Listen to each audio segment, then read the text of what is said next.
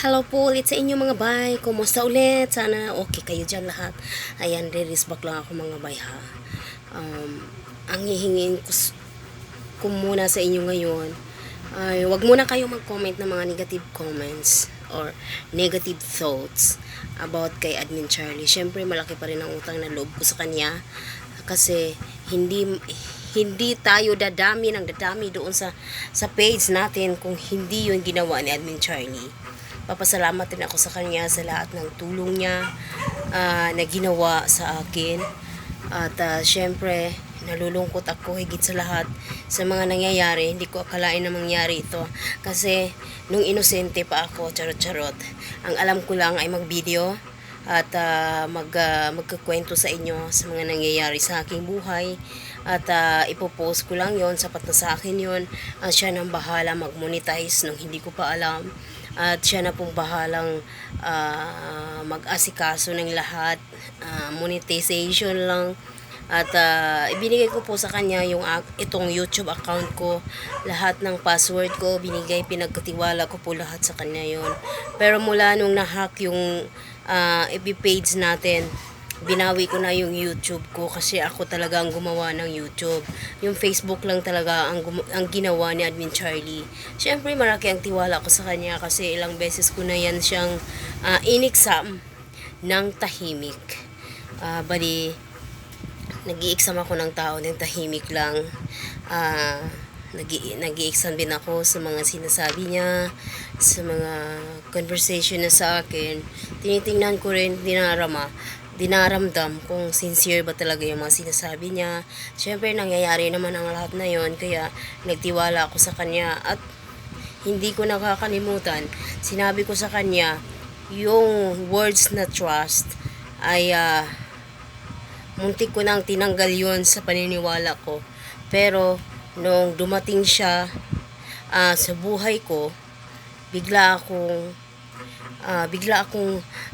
tawag dyan bigla akong nabuhayan na magtiwala ulit kasi akala ko wala ng tao na mapagkatiwalaan sa panahon ngayon kasi kahit sarili mong pamilya ini-scam ka. So nakakalungkot kasi ang dami nating memories dyan sa indikab-kab natin na page. Nakakalungkot lahat ng negatives, positives, mga lahat ng mga memories natin dyan, lahat nakakalungkot kasi hindi na akong mayari niyan. Syempre kumikita na yung page na yan at yun na nga, hindi na akong may-ari. Nung unang sahod namin dyan, siguro 21,000 and something, binigay ko po lahat yung kay Admin Charlie at binanggit niya po yan sa kanyang video kung napapanood nyo. Kasi promise ko sa kanya, once naaprobahan na yung sahod natin sa Facebook, ibibigay ko sa lahat ng unang sahod natin. So ayan, ang nangyari. Kaya ngayon, ang nangyari, matagal ako nananahimik, hindi ako nagpapalabas ng sama ng loob ko, pero tama na siguro ang pananahimik ni Inday, okay? So, kailangan ko lang maghanap ng ebidensya. Ginawa ko na ang lahat. Nagpanotaryo na ako. Na-report ko na po yan. At syempre sa mga lahat na tumulong na mag-report, maraming salamat po sa inyo. Kaya, sabi ko, na wag muna siyang gumawa ng bagong page kasi umaasa pa ako na mabawi namin yon, pero wala na talagang pag-asa, kaya iba na ang may-ari. Kaya ang nangyari, gumawa na naman siya ng bagong page. Yan na nga yun. Kaso nung nalaman ko na bago lang niya yung ginawa, pero dumami na tayo kagad. Maraming salamat sa mga pumunta dyan na ang nangyari kasi hindi ko na makita yung page rule. Makikita ko dapat yun kung anong posisyon ko sa page.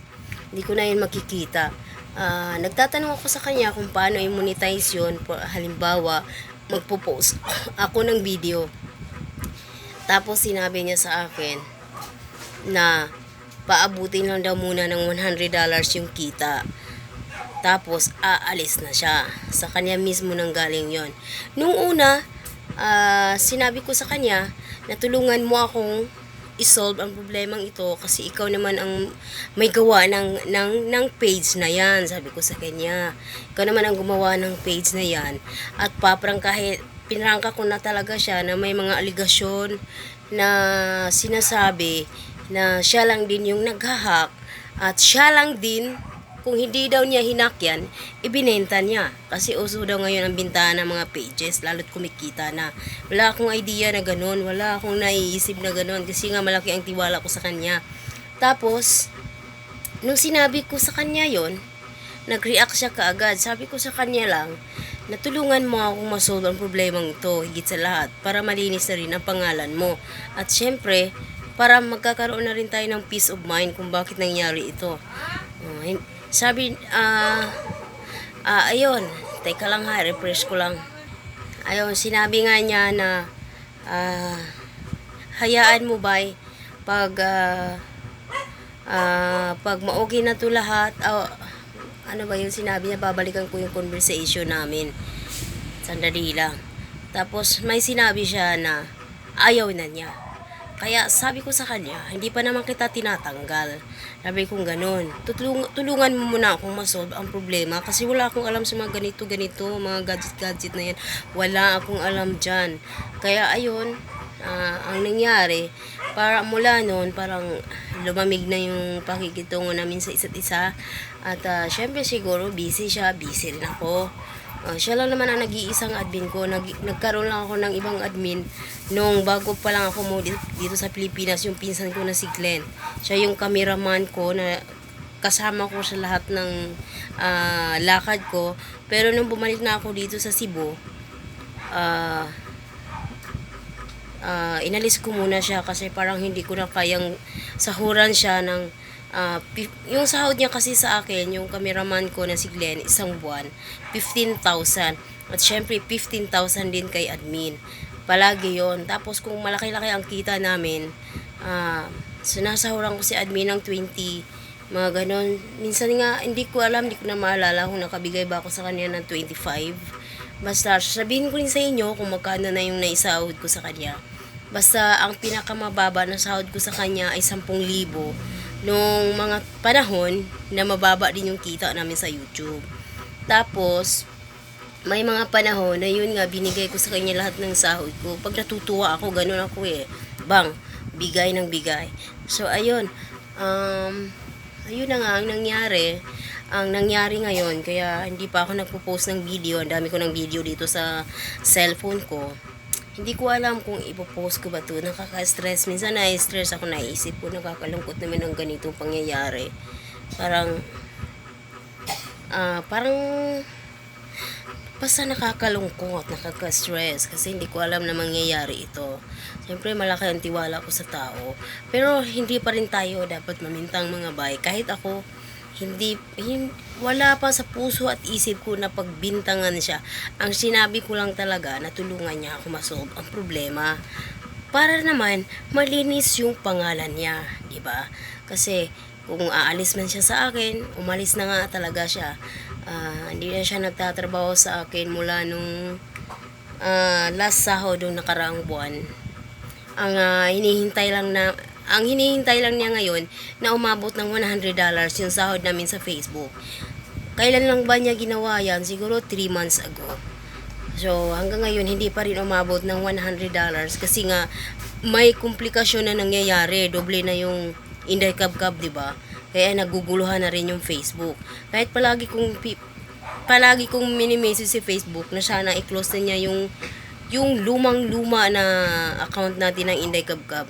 Para naman hindi na kayo maguguluhan kasi alam ko naguguluhan na kayo sa page natin sa Facebook. Kaya ayun, itong video na to ipopost ko ito sa bagong page na ginawa ko na ako na talaga ang gumawa, wala nang iba. So ayun, doon ko na lang ito ipopost. Sana suportaan nyo yung bagong page natin sa Facebook, Inday Kabkab ng Kuwait. Inday Kabkab ng Kuwait kasi hindi ko na ma-access yung screen name ko na Inday Kabkab kasi hindi na siya pwedeng, kung mapapansin nyo, yung Inday Kabkab na unang page natin na ninakaw, O, yung hindi na ako may-ari niyan, malaki na ang sahod. Sige, sa'yo na yung sahod na yan. Sa'yo na yung page na yan. Sa'yo na, isaksak mo. Isaksak mo sa ilong mo. Sabi ko gano'n.